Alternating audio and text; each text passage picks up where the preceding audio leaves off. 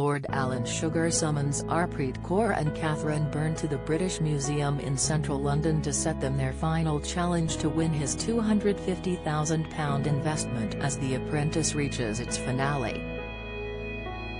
For their last chance to convince him they are worthy of his cash, each must launch their new business in style and over an intensive 3-day challenge. They must create a new brand for their company, produce a digital billboard and direct and edit a television advertisement. Then they must pitch to Lord Sugar and a room full of industry experts. Some of this year's fired candidates offer loyal assistance, while Karren Brady and Tim Campbell monitor events with interest. Baroness Brady has been a stalwart of The Apprentice since joining in 2010. She is also well known in the world of business, perhaps most notably as vice-chairman of West Ham Football Club. It was due to her business mindset that Baroness Brady came out against Brexit prior to the 2016 referendum. In fact, she wrote a column for The Sun in 2016 saying it would be an economic catastrophe. She said, "Sure, being part of the EU is far from perfect. I'm under no illusion. But there simply isn't a convincing enough argument to leave it either. To take the plunge and leave is a step so riddled with uncertainty that only chaos, confusion and economic catastrophe can result. I know some people are talking about the short-term pain of disentangling ourselves from the EU, but that short-term pain could take 5 years. Believe me, a lot of disruption and mayhem can happen in 5 years."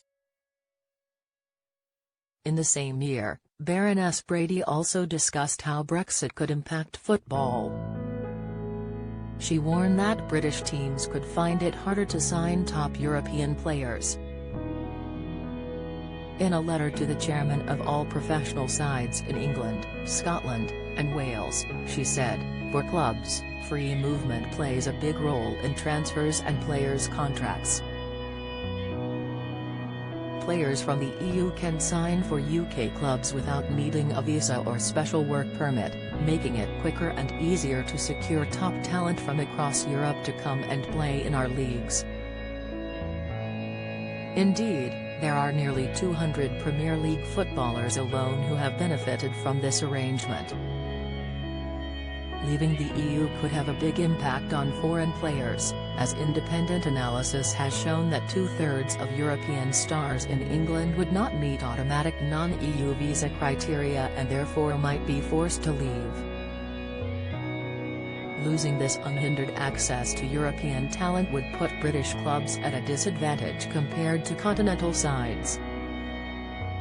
A year later in 2017, Prime Minister at the time Theresa May was struggling to win approval for a Brexit deal.